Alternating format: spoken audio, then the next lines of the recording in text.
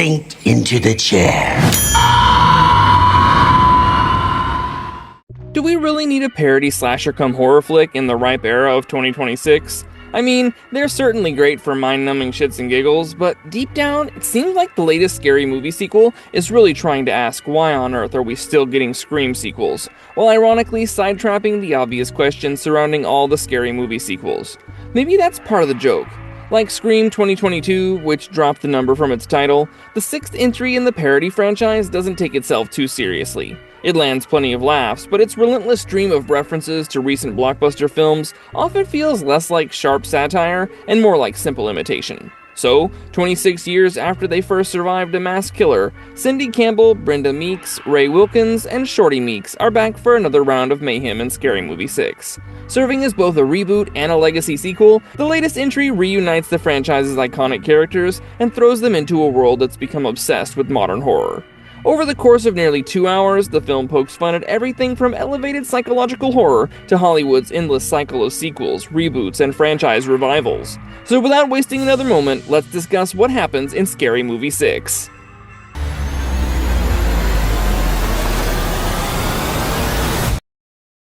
Scary Movie opens with the franchise's traditional celebrity cameo, and the guest star delivers it with such charm, comedic timing, and self-awareness that it instantly raises expectations for everything that follows.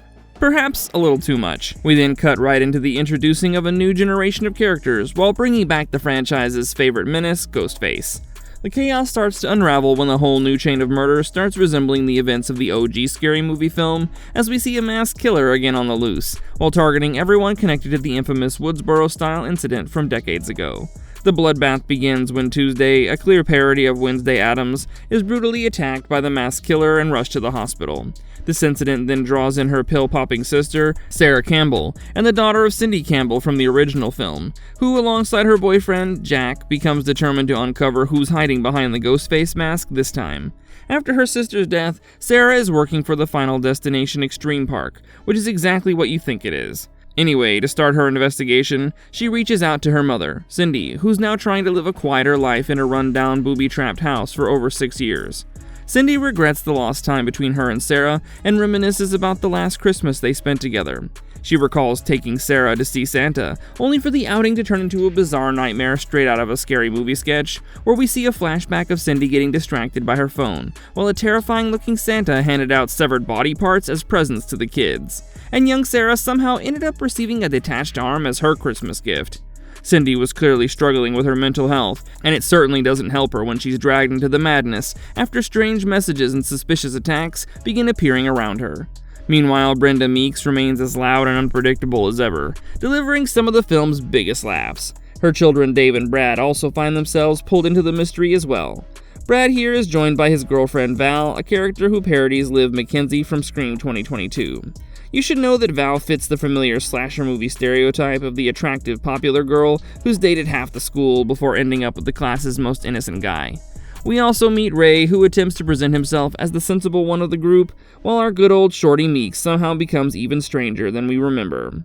As the story unfolds, the film repeatedly drops hints that Jack may be the one behind the Ghostface mask by repeatedly teasing him as the obvious suspect. The clues are so obvious that viewers are constantly encouraged to suspect him, making him the most likely culprit throughout much of the movie. There are several scenes where he's seemingly caught tormenting people over the phone, or even wearing the Ghostface costume. Yet, because this is a scary movie, nobody around him notices the glaringly obvious clues. But as bodies begin appearing and horror cliches pile up, the group discovers that the killer seems obsessed not only with them, but also with modern horror culture itself, as the film throws joke after joke at some of the biggest horror movies of the past decade, taking aim at Scream, Longlegs, Smile, Terrifier 3, Get Out, Sinners, and plenty of others along the way. One scene finds the characters trapped in a parody of a pretentious elevated horror nightmare, while the next drops them into a hilariously absurd version of the Backrooms. The story rarely stops to worry about logic or consistency, and that's very much in keeping with the Scary Movie formula. The franchise has always prioritized laughs over making sense, and this latest installment is no exception. Anyway, with the determination to stop the killer, the young characters turn to the survivors of the previous films for help. This brings Shorty directly into the fold, and in one of the movie's running gags, people assume Shorty is a teacher, but in reality he's actually still a student, and despite being well into his 40s, he's convinced that this will finally be the year he graduates. Doofy also makes his return after staying retired from law enforcement for a long time, and all it takes is a visit from Sarah and Jack to convince him that he's still needed. So he decides to put his badge back on as a special officer. Meanwhile, Sarah and Jack stop by the hospital to check on Tuesday's condition, only for Ghostface to show up there as well. What follows is one of the movie's more absurd set pieces. As Ghostface attacks Sarah in broad daylight while seemingly nobody around her is willing to help, one nurse watches the struggle unfold and casually explains that she's already saved enough lives for one day and is currently on her snack break. Eventually, though, she changes her mind and comes to Sarah's rescue, knocking Ghostface unconscious.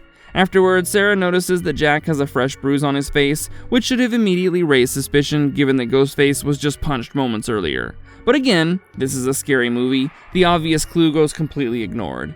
Jack brushes it off with a simple explanation, claiming he accidentally hit his face, and Sarah accepts the answer without question. No closer to discovering who's behind the mask, the old and new generations of characters eventually gather at Brenda's house to compare notes and figure out their next move. The biggest surprise comes when Cindy arrives shortly afterward to reconnect with her estranged daughter and help put an end to the latest Ghostface rampage. But the reunion between Cindy and Brenda is one of the movie's funnier moments, with the longtime friends immediately falling back into their old dynamic. Much of the humor throughout the film comes from its constant references to internet culture, recent trends, and current events like COVID, ChatGPT, OnlyFans, usual viral content, and livestream culture. I think one of the film's most chaotic sequences follows Shorty and his friends during a live stream featuring a popular internet personality, Kai Cenat. What begins as a typical online broadcast quickly descends into madness when Ghostface unexpectedly crashes the stream. In true scary movie fashion, the killer initially gets swept up in the ridiculous antics surrounding the broadcast before the situation takes a much darker and far more absurd turn. As the film moves into its second act, Ghostface starts targeting major characters rather than simply causing chaos, and the body count rises quickly. Gail is killed during a visit to a beauty clinic where she's attempting to look younger, while Dewey dies bravely sacrificing himself to Ghostface when Sarah and Jack arrive to pick up Tuesday from the hospital. Unfortunately, his heroic moment is short-lived, as the killer kills him in an over-the-top sequence. The killings continue on Halloween when Brenda's daughter meets Ghostface on a crowded public transit vehicle filled with people in costume. Surrounded by revelers, she initially struggles to convince anyone that the threat is real, and so Ghostface stabs her. Someone in the bus tries to help her, but things get out of control when she criticizes men as misogynists and ultimately draws everyone on the train to stab her as well. As the mystery deepens and the bodies start to pile up, Cindy becomes increasingly convinced that someone connected to the past is pulling the strings behind the latest killing spree. The film constantly plays with our expectations while making every suspect seem almost too obvious to be the real culprit. Along the way, we're treated to a barrage of fake leaks, fake deaths, miraculous resurrections, and heartfelt speeches that are abruptly interrupted by ridiculous punchlines before they can become genuinely emotional. By the time the story reaches its final act, the chaos has escalated to completely absurd levels. Finally, Ghostface is unmasked after a very frantic chase sequence that gleefully spoofs both the recent Scream films and modern supernatural horror movies. To everyone's shock, and after all the misdirection, the people behind the murders turn out to be none other than Shorty Meeks and Wilkins. I think this is exactly the kind of outrageous twist that fits a scary movie sequel, turning two familiar faces from the franchise's past into the masterminds behind its latest wave of mayhem. Shorty and Ray eventually reveal that their grudge goes deeper than anyone expected. They explain that they've been carrying resentment ever since Scary Movie 3 and Scary Movie 4, when they were largely sidelined and replaced by Anthony and Kevin. In a hilariously self-aware exchange, Cindy and Brenda apologize, insisting that they always wanted Shorty and Ray to return for those sequels. Because everything is batshit ridiculous in this movie, the conversation quickly escalates into complete absurdity.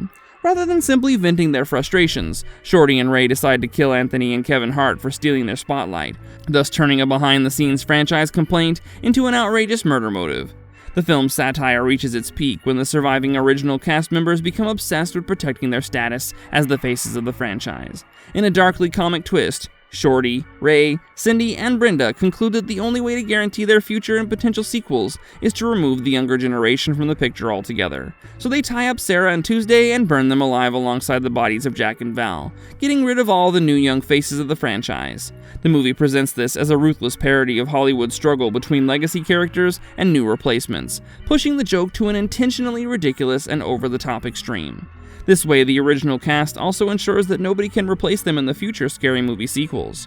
The movie ends on a typically ridiculous note, with Cindy, Brenda, Ray, and Shorty casually walking away from the chaos while the house burns behind them along with the rest of the cast inside. The ending lands somewhere between happy and chaotic, as the heroes technically win, but the film leaves enough unanswered questions to keep the door wide open for future sequels. The mid-credit scene continues the franchise's tradition of mocking sequel culture, and a fake emotional farewell for Shorty is immediately undone by the reveal that his legacy will continue through a younger family member. But the post-credit scene delivers one final joke as the characters stare directly at us and mock viewers for waiting until the end, only to discover that the extra scene is essentially another advertisement disguised as bonus content. They also take a swipe at Nosferatu to prove that the movie still has one last horror parody left in it before the credits finish rolling. Well, that brings us to the very end of this video. I think Scary Movie 2026 is ultimately about nostalgia, as it seems like the mass killer storyline is simply an excuse to bring the original cast back together while poking fun at how Hollywood endlessly recycles familiar brands. While there's been no official confirmation of a Scary Movie 7, the ending makes the filmmakers' intentions pretty clear, and if another sequel happens, Cindy, Brenda, Ray, and Shorty will remain the franchise's central characters. Now, what did you guys think about Scary Movie 6? Let us know in the comment box down below.